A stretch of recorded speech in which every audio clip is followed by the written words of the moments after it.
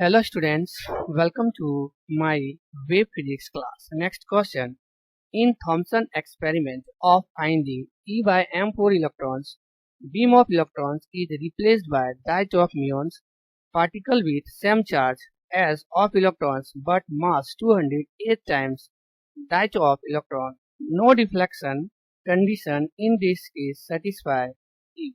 Question कह रहा है कि थॉमसन एक्सपेरिमेंट में E बाय एम का वैल्यू जब हम निकालते हैं इलेक्ट्रॉन का, ओके, तो उसके जगह हम क्या करते हैं कि म्यून्स का यूज कर देते हैं, जिसका चार्ज का वैल्यू जो है वह इलेक्ट्रॉन के चार्ज के बराबर है और मास जो है वह इलेक्ट्रॉन के मास से 208 टाइम्स ज्यादा है। ओके, तो वह केस हमको सेटिस्फाई करना है जो यहाँ पे चार ऑप्शन में दिया है, जब डिफ्लेक्शन जो है वह नहीं होगा।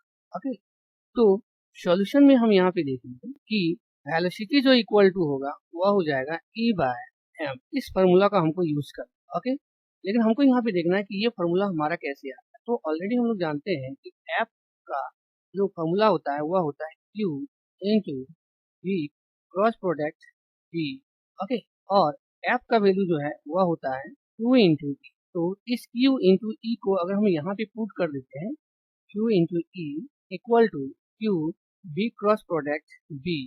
ओके, ये Q और ये Q जो है वो हमारा कैंसिल हो जाएगा। यहाँ पर जो वैल्यू मिल जाएगा वह मिल जाएगा V equal to E by V। तो अगर हम यहाँ पे देखेंगे कि जो इलेक्ट्रॉन्स है उसका अगर हम काइनेटिक एनर्जी मान लेते हैं 1/2 mv स्क्वायर और इक्वल टू हो जाएगा Q into V। Okay, 1/2 m, इस V के जगह हम इस वैल्यू को पुट कर देते हैं, यहाँ पर हो जाएगा E स्क्वायर बाय और ये हो जाएगा V square equal to Q by V। Okay, तो यहाँ पर हम क्या करते हैं कि Q के जगह E को लिख देते हैं 1/2 m E square by V square equal to E V, और इस m को इस साइड ले आते हैं तो यहाँ पर हो जाएगा हमारा E बाय m और ये V जो है वह इधर ले आएंगे तो ये हो जाएगा 1/2 E square V square equal to E by m।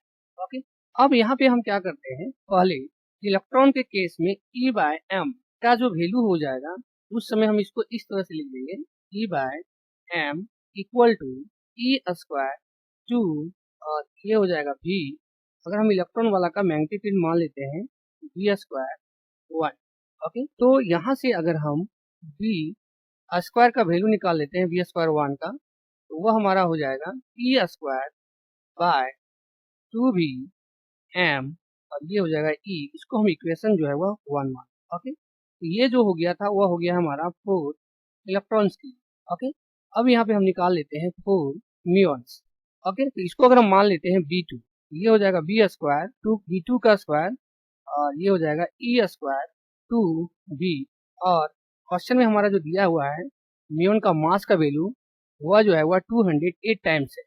Okay, लेकिन इलेक्ट्रॉन का वैल्यू जो है वह बराबर है, तो उसको हम यहाँ पे लिख देंगे 208 m। इलेक्ट्रॉन से जो है वह 208 टाइम्स ज्यादा है और बाय में हो जाएगा E। ओके, तो इसको इक्वेशन जो है वो हम 2 मान लेते हैं। ओके, तो यहाँ पर हम देखेंगे कि जो V2 का वैल्यू हो जाएगा वह हो जाएगा 208 और E square m by 2VT। Okay, तो V स्क्वायर 2 और ये हो जाएगा 208 और इसके जगह जो है हम इस B स्क्वायर 1 को लिख सकते हैं जो इसके बराबर है। ओके, यहाँ पर हो जाएगा B स्क्वायर 1। ओके, तो इसको जब हम B2 का वैल्यू निकाल देंगे तो यहाँ पर आ जाएगा 208, ये हो जाएगा B1। ओके, तो यहाँ पर हम B2 का जो वैल्यू है जब इसको हम स्क्वायर रूट करेंगे ये हो जाएगा 14.4 टाइम्स 2B1। ओके, यहाँ पर हो जाएगा कि जो हमारा B2 है जिसको हम वैल्यू मान के चल रहे हैं इसको यहाँ पे हमको B मान लेना है। ओके, तो B जो है वह हो जाएगा 14.4 टाइम्स जो है वह ज्यादा हो जाएगा। ओके, तो ये C ऑप्शन जो है वह हमारा करेक्ट आंसर है। Okay, thank you all of you.